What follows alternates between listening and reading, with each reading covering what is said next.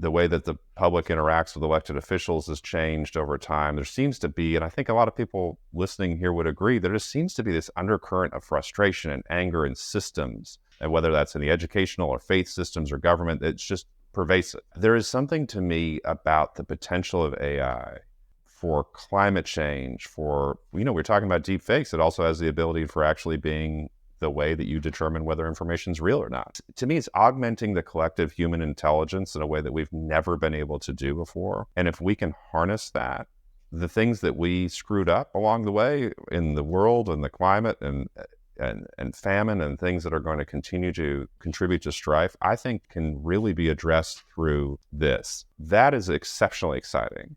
That's why I'm passionate. I mean, I'm not a particularly exciting guy when it comes to regulatory. Like, I don't wake up every day thinking about regulatory frameworks, but I am passionate about the idea of how we can get this one right, because the potential is so much more than anything else we've touched before. I think that's really exciting. And I think that it's important for industry folks to know the government has a role there in a way that can be beneficial, and to see that they've got a seat at the table in a way they never have before.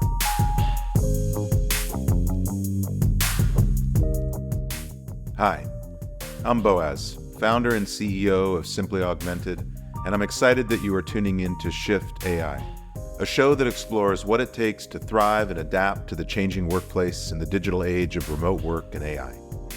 In today's episode, I'm thrilled to have Zach Friend as our guest.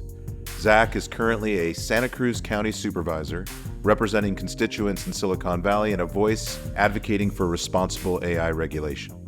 If you're someone interested in the way that governments are dealing with AI and the social contract that needs to be established with their constituents, you're going to love this episode. It's great to have Zach on our podcast, and we can't wait to learn more from him. Let's get to it. All right, Zach, thank you for being on the Shift AI podcast. I am super excited to have you on. We're going to talk about all sorts of interesting things around AI and regulation today. Thank you for joining.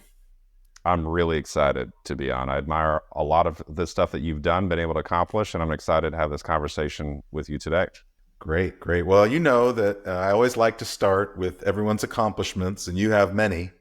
And I'm going to read them back to you. If I get anything wrong, you can correct me, and we'll have some time to go over that. So very, very interesting career. Council of Economic Advisors, Democratic Policy Committee, United States Senate, United States House of Representatives, you were involved there. Deputy National Security Special Projects for the Democratic National Committee.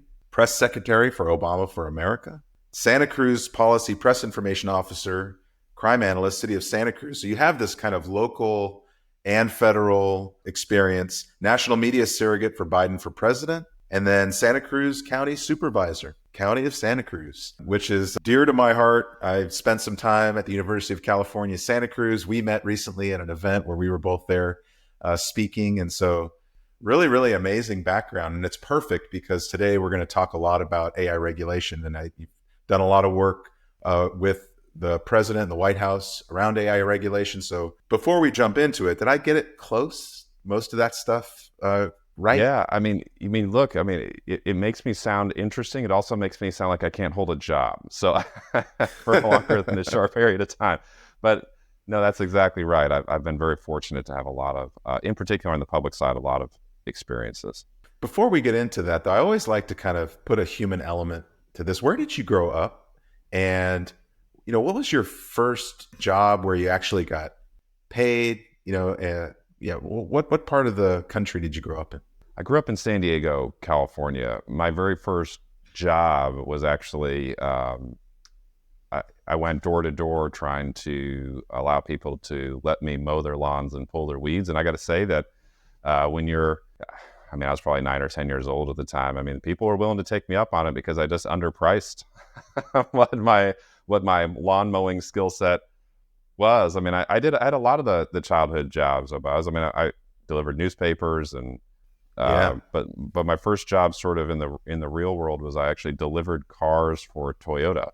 They have fleet really car. Yeah. So when you're trying to get cars between dealerships, like somebody buys a car in one part of town, but they don't have the color that they wanted, they'll do a dealer trade with another thing. So I was, believe it or not, I was like the 16-year-old, driving probably speeding too much on San Diego freeways to get the car between two different places.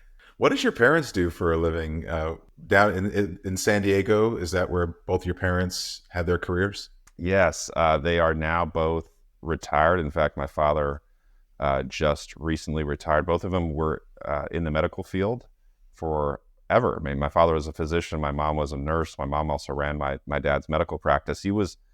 It's a pretty interesting thing. They were independent their entire career, so they didn't join any of these large groups or any of the corporate medicine systems. And he was the oldest rounding physician, actually, at a major hospital here, all the way till he was 80, because his Wow. calling was really providing, and the majority of his patients, actually more than the majority, almost exclusively, were public insurance patients, so people on the Medicaid system or Medicare system. So he's a strong believer in providing care for those with the least means, and so they were clearly, both of them were an inspiration on how you can use whatever skill set you were given to help the public. I'm surprised they didn't drag you into medicine. How did you get into politics? Was politics and business something talked about in the family? Was that a dinner table conversation? Yeah, that's a really good question. I mean, I have vivid memories of my parents always reading the newspaper, having NPR on or the news, and we did talk about current events throughout my entire family, actually, my grandparents as well. For me, I think that uh, I've always been interested in intractable problems and trying to find solutions to them. Not in an engineering standpoint, I don't have that kind of skill set, but from a human standpoint. And that's what got me interested in the political side, was realizing that there's a connection between those two things, that you can use the public Yeah. sector for good. Yeah, absolutely. Well, you just got back from a trip to Washington, D.C. You were at the White House. I'm sure you were talking about lots of different things, but one of them was AI. Can you Right. talk a little bit about some of the work that you've been doing in the AI space as it relates to policy? Yeah, I would love to. So I mean, to me, I think it's important to start with that this is an undefined regulatory space, and that can be exciting and terrifying depending upon either side. If you're on the government regulatory side, it's both exciting and terrifying. And if you're in the business side, it's both exciting and terrifying. Yeah. And I saw, as an elected at the county level, and for those who may not know, Santa Cruz County is really adjacent to Silicon Valley, and a significant number of people that live in my county are involved in the broader tech industry. So it's a pretty active Yeah. space that way. But it has a history of very strong ethos of data and privacy protections, and also being at the forefront of policymaking. And it became clear that it would be hard at the state or federal level to really lead these discussions. We saw Brussels just most recently actually come out with some regulatory frameworks. Yeah. But DC seems to struggle right now with harmony on any issue, and in particular the regulatory framework. So I decided to try and draft something on my own. Meaning, what we could do would be, at the county level, could we come up with a framework that other governments could use at the local, state, or federal level on the AI regulatory framework? And it started from a values-based standpoint. I mean, this is a space that's evolving so quickly. I think it's very difficult to put very prescriptive requirements on it. But I think that we're all in Yeah. agreement that social media regulatory frameworks didn't work out, or maybe we're a little too late. And so, to the degree that we can come together on the industry side and the government side on trying to come up with a values-based framework of how to harness the potential here.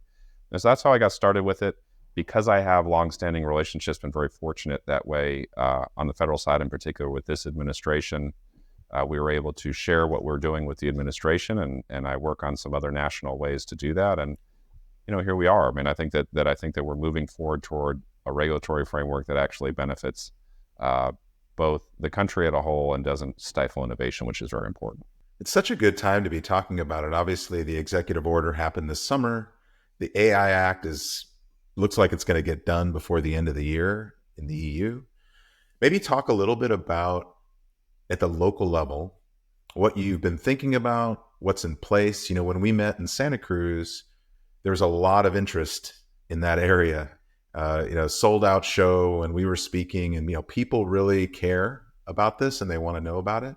So how did it play out in your county? Well, one of the advantages of the local is you can do something a lot faster than they can at the state or federal level. And as I said, I thought that it made sense to do it from a values-based standpoint. And so what does that mean? I mean, at the county level, and counties are functionally arms of the state and to a lesser degree of the federal government, really state governments, but we carry out a lot of state and federal mandates, and in particular in jail systems or health and human service systems. So we deal with a lot of sensitive data, and we deal with a lot of vendors that may also be incorporating AI into systems that we're not even aware of in ways that may violate our own privacy rules, or maybe the community wouldn't necessarily support.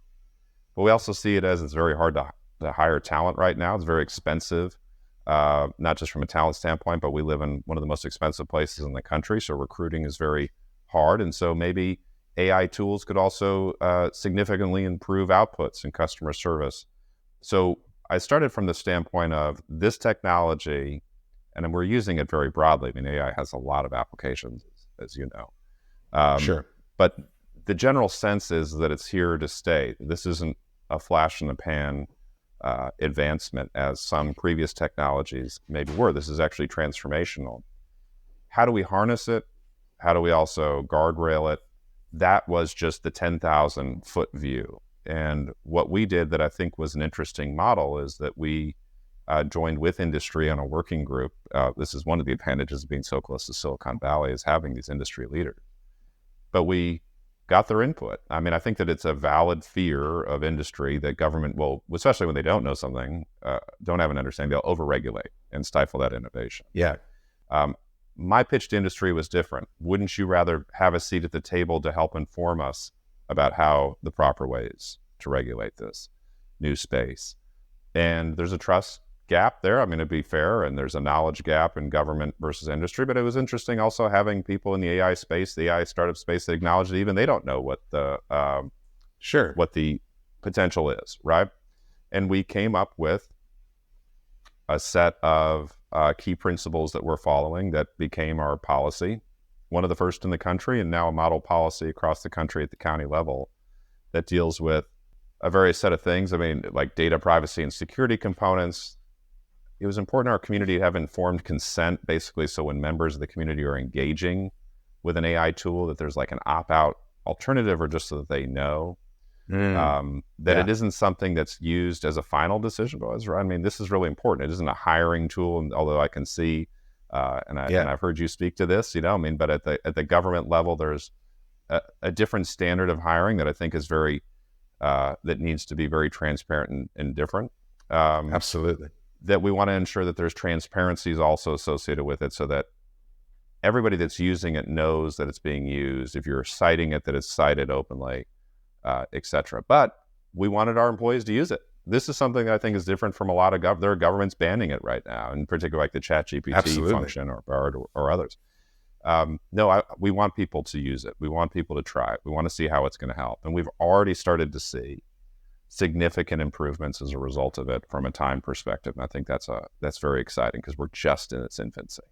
I think that's a big distinction from what you did, because it really encouraged people to say, this is going to be happening, and you're going to have to understand how to use it, and your constituents are going to be using it too. And so we should all understand how this is going to be powerful. So I think that is the right approach. And I have seen a lot of state and local governments just walk away from it and say, we're not using it. You can't use it. You can't upload your content. So I think that really is interesting. How does it compare to and the kind of conversations that you're having in DC? You know, it was very interesting to see the framework that the executive order laid out, but it was short on specifics. And when I interviewed folks that have talked to Biden before, they expressed interesting conversations about deepfakes, about the way that it was going to influence elections, but also about big ideas and how it related to healthcare and healthcare innovation. What are some of the things that you can talk about that you've been discussing with the Biden White House? Well, I think that you were spot on in what my sense is of his thinking on this, which is that I think he clearly sees enormous potential, in particular in the healthcare space, which is near and dear to him, and some of the challenges he's had in his own family, the tragedies he's had in his own family. But I mean, look, what we saw in 2016 and 2020, it's clear that misinformation in particular, the ability, and we're seeing it right now in the current wars, the ability to really influence public opinion is real through misinformation. And so they wanted to ensure that the 2024 election wasn't sort of an ongoing fight in the same ways that the previous elections were, and could they get out ahead of that with the large players? I think that there's a point that's often missed on the executive order, which is that, it speaks to a size of business that really doesn't apply to almost every business that's currently in the space. There's only a couple of players that this really would even apply to, and even then, it's arguable if it actually even applies to them, quite frankly. But there was such a concern from the industry about an over-regulation from the startup side. This has nothing to do with that. And then the principles that are outlined on the defense and the contracting side, et cetera, are things that if you're a startup engaging this space anyway, we would probably have a problem with you all the same, and engages of deep fakes for elections, et cetera. So I think that you're right. My conversations with them have been very specific about how can a local government be driving this? Because they're dealing with defense contracts and election security, but I'm implementing the actual elections at the county level, right? So we're at the grassroots level, it's the grass tops level. How can the grassroots level inform the grass tops decision-making process? And that's why I felt it was important to go about the values-based system, and also be able to provide specific examples of how it's being used on the ground. Because look, before we even had a regulatory framework at the county, we're able to document in 3 months 36,000 unique uses of just ChatGPT on county servers. I mean, so it was, people are using it, and they're using it without guardrails. And so let's embrace the fact that they're using it, have found a way to help it improve customer service. But also they were using it in health and human services, where people were putting personal identifying information in there. They were using it in jail systems. They were using it in ways that I don't think most of the people would agree is appropriate. So that's my conversations with the administration. We're informing them how we were using it, saying that we can be a laboratory at local levels in a way that the federal government can't. And to say that this is how it's actually being operationalized in a government structure on the ground. And then how can we partner with you on that? I'm glad that you brought up the conversation that you had around open source, small businesses, and startups as it relates to this regulation, because it's also happening in what the EU did. A lot of the folks out there that are critical of that AI Act, it's mostly with companies that are building foundational models. It's not so much the folks that are on the application layer. That seems to be okay. There's room to innovate. It's, I think a lot of this conversation around stifling innovation is happening at a very, very very large company conversation. Maybe we can talk about that a little bit. Talk about the tension between innovation and regulation and where you land on that. I think that we have an opportunity to get it right now in a way that we didn't previously, with either I guess you could say even the internet writ large, and some of the guiding principles that we're still operating under in that way. And in particular, social media, which I think that would be very hard to argue. We're pleased with some of the outcomes associated with that, in particular with how it's impacted youth. However, the thing that I think is very important here, and the way that I view it, is that I think that in particular startups, and to a lesser degree some of the larger players who are already operating in a regulatory framework, the Googles, Microsoft in particular, that have dealt with significant amount of antitrust issues, primarily in Europe and to a lesser degree here in the United States. They are coming to the table saying, please regulate us. But of course, they would be saying that because they've been existing in a regulatory framework that's been punishing them for some time. But to me, I think it's the startup level where there's this sense that any regulation at all, you could be Lyft and Uber, and they were pushing hard against taxi regulations in the day, if you may remember that, or you could be an AI startup. They actually should be or Airbnb, right, who was fighting all regulations at the beginning. And my arguments to these companies early on in my community was, instead of fighting it, why don't you have a seat at the table to help shape it? This isn't the oil industry drafting some sort of environmental regulations. It's not like that. But at the end of the day, you're going to have a skill set I'm not going to have. And we're going to have a skill set that you may not have. And when government feels threatened by something, or a community does and pushes elected leaders, you are going to get a result that's basically going to be closer to the banning or overregulation than not. So just from an ethos standpoint, my viewpoint is come to the table, help shape that regulation like we did in our county at the startup level, and then use that to trade up the chain to actually make that be the state regulatory model in California, for example, or the national regulatory model. This is totally doable because it's undefined space. I think that what's happening in Europe, I mean, just from my reading of what is proposed, is actually much stricter than I think that what we should probably do in the United States. And I think it will actually stifle innovation in Europe, and it actually may be an interesting rebirth and boon to Silicon Valley in a way that it hasn't been in a while, because there's been some innovative loss in Silicon Valley because of, I feel like they might be taking a too regulatory forward approach. Yeah, that's a really, really interesting point. Last time we talked, you told me about your use of ChatGPT and the way that you're using the tool. And it's interesting because a lot of politicians that I talk to in the state of Washington, state of California, many of them haven't really experienced it themselves. And I wonder if you can talk about that a little bit. How is it showing up for you on a day-to-day basis, and where are you seeing the value for your work? I find that it's more useful for folks I work with than for me directly, I'll say. And maybe it's because I'm not an expert at the prompts yet. But it does feel that some of the content still feels a little clearly computer generated, if I may, when I'm providing, if I'm writing materials, for example. But with that said, I have found there are some relatively esoteric things that government does. I mean, that don't sound very exciting, but we've received requests from a trust. Somebody passes away and they need a lot of records regarding their family member, for example. This is currently all done by hand. The ability to write a prompt to gather the information out is saving hundreds and hundreds of hours of staff time that have to be charged back to this person, right? We are seeing that already. And I think that part of it is that we don't even know what we don't even know in what's possible on this. But on a day-to-day operating level, we're using the systems internally in the county. And these are constituents that are asking me for help that I'm then in turn asking county staff for help that are using it to pull out information. I find that to be very good. For me, as far as generating content or speeches or that kind of stuff, I don't feel like I'm quite there yet with, or maybe I'm just very picky in regards to it. But I have to say, you upload enough of your things that you've written and it gets a little eerie about how it picks up your tone and your voice very quickly.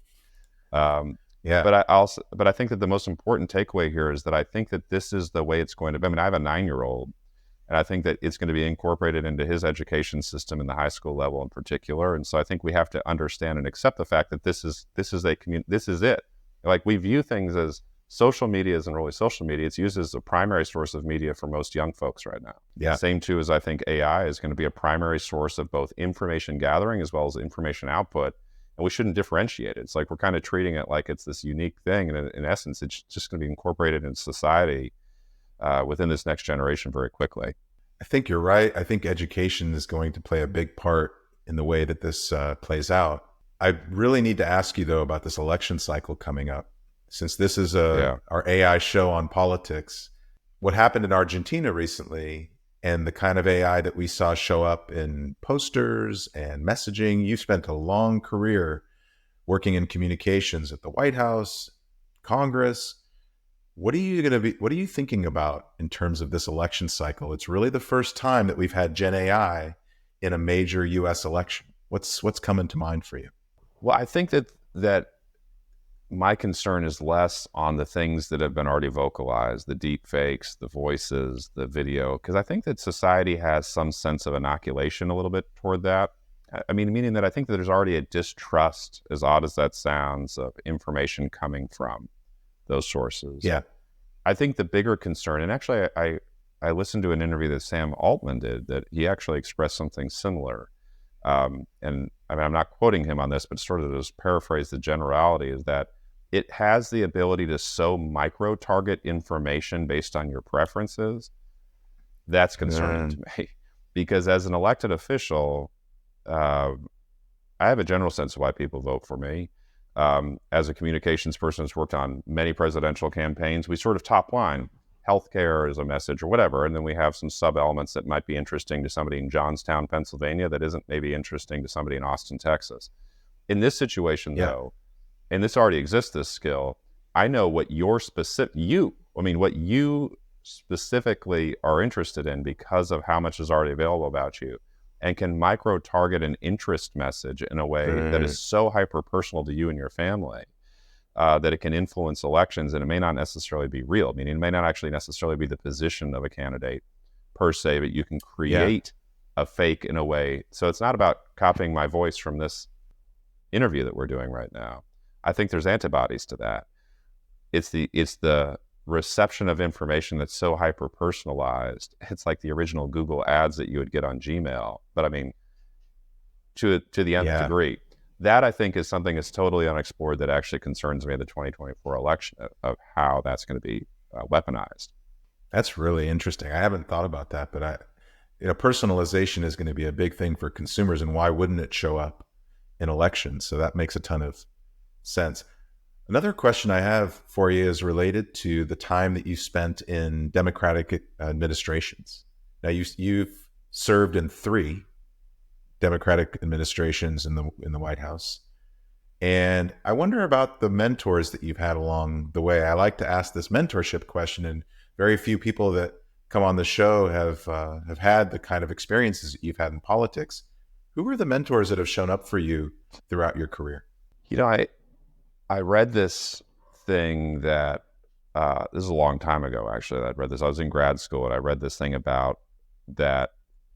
When you're a kid, you think your parents are brilliant. You become a teenager, and they don't know anything, and then you see the curve, right? And you become in your early 20s, and maybe they kind of know something in your late 20s, and when you have your first kid, they're brilliant again, right? Yeah. And I think that Absolutely. It is actually safe to say that, in particular, upon reflection, both of my parents have had an outsized role in how I think about the world. And they're exceptionally ethical people, and they're very public-centered, even though they aren't in public service. So I think that while it might seem kind of canned, the reality is that I have to give them the pole positions on that. I will say, too, though, I've worked for a lot of political folks in my life, and unequivocally I can say that Barack Obama was a generational talent. And my conversations with him were always amazing. Just also watching how he would interact with people, answer questions, but his ability to tune out noise or separate the wheat from everything else was very unbelievable. I mean, we'd be doing events where there was 20, 30,000 people there just cheering his name, and he could be locked in on a one-on-one interview as though they're not there and hyper-personalize it. So he had what I learned from him was the difference between what's important and what's urgent. They're not always the exact same thing. He had an expression that he would use that good policy or good politics. So don't think about the politics of something, just do what's right, and it actually ends up working out at the end. And I think that it's very telling how many of his former team have gone on to do a lot of things, form nonprofits, run for office. I mean, they've stayed in the broader space. So unequivocally, I would view him that way as well. And I'll say that the teams that the friendships that we have and the relationships I still have with those that worked on the team continue to inspire me. A lot of those folks are in the White House today. They were at this event that I was at last week. I mean, it's amazing to see that. Yeah, it is amazing. That's great. Well, as you think about the future, you're in a really, really good position as a lot of this regulation unfolds. We're still very, very early in AI, but we're even earlier in terms of policy and regulation. A lot of this stuff's going to start shaping up over the next few years. As you look out into the future, what are the things that are bringing you energy? What are the things you're excited about as it relates to this emerging technology? I think this has the ability to be.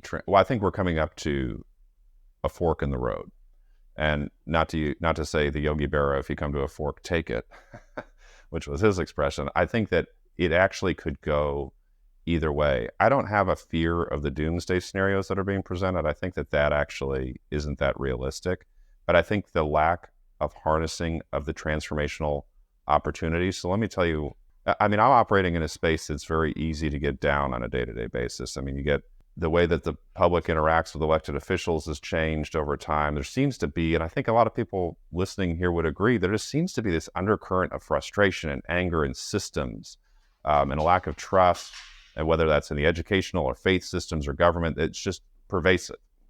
There is something to me about the potential of AI for climate change, for, we're talking about deep fakes. It also has the ability for actually being the way that you determine whether information is real or not. I mean, it has the ability to determine if something was generated that way. To me, it's augmenting the collective human intelligence in a way that we've never been able to do before. And if we can harness that, the things that we screwed up along the way in the world and the climate and famine and things that are going to continue to contribute to strife, I think can really be addressed through this. That is exceptionally exciting. That's why I'm passionate. I mean, I'm not a particularly exciting guy when it comes to regulatory. Like I don't wake up every day thinking about regulatory frameworks, but I am passionate about the idea of how we can get this one right, because the potential is so much more than anything else we've touched before. I think that's really exciting. And I think that it's important for industry folks to know the government has a role there in a way that can be beneficial, and to see that they've got a seat at the table in a way they never have before. I certainly hope you're right. I'm excited about it too. And I hope it can solve some of these big ideas that we've yet solved. So I always ask this question at the end of the show. If you could describe the future of work in 2 words, what would those 2 words be? And then you can elaborate. I think the 2 words that come to mind are cautious abundance. I think we have the potential for great abundance of things that the world needs because of technological innovation. The caution part is that crossroads component that I mentioned before. Will we get it right? Throughout history, we've met moments, and we're at a point in time right now, and I think it's really hard to recognize when you're actually living at a point in time of great consequence in history. It just is, because you're living it. You're just doing it. People are still trying to survive. And that's a point, too, that doesn't have to do with these 2 words, but I think it is important to note that most people aren't looking at this. Most people don't care about this. Most people don't understand this. They're trying to live their lives. This is not a top 5, 10, or 20 thing on a poll as something people are interested in, right? Because they don't see how it's going to impact their day-to-day lives yet. The caution part is, will we get it right?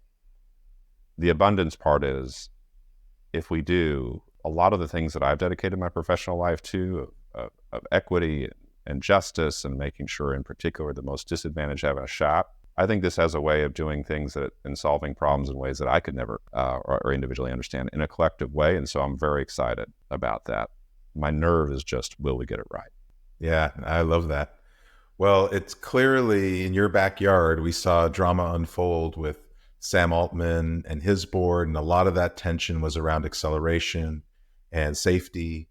And you're living that right now in your county and also at the federal level. And I'm really, really pleased that we were able to dig in on some of this policy stuff as it relates to AI, because it is the perfect time to be talking about it. So thank you, Zach, for being on the show. I really appreciate your time and your insights. It's such an honor to be with you. I really do appreciate the time as well.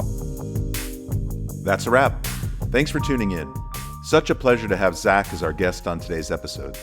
Zach's knowledge and experience in government and his views on AI regulation is really forward-thinking. If you want to learn more about Zach, you can find him on LinkedIn and Twitter. If you are interested in how he thinks about AI regulation and policy, definitely connect with him and keep up with his posts and activities online. I continue to be amazed by the guests we've had on the show, and I'm excited about the ones joining us in the near future. I truly appreciate you spending your time with us. Thank you for listening to the episode, and don't forget to subscribe to the Shift AI podcast for more exciting interviews, and the Simply AI weekly newsletter for updates on how AI can help you scale your business. The Shift AI podcast is produced and sponsored by Simply Augmented and distributed by GeekWire. Our theme music was created by Dave Angel.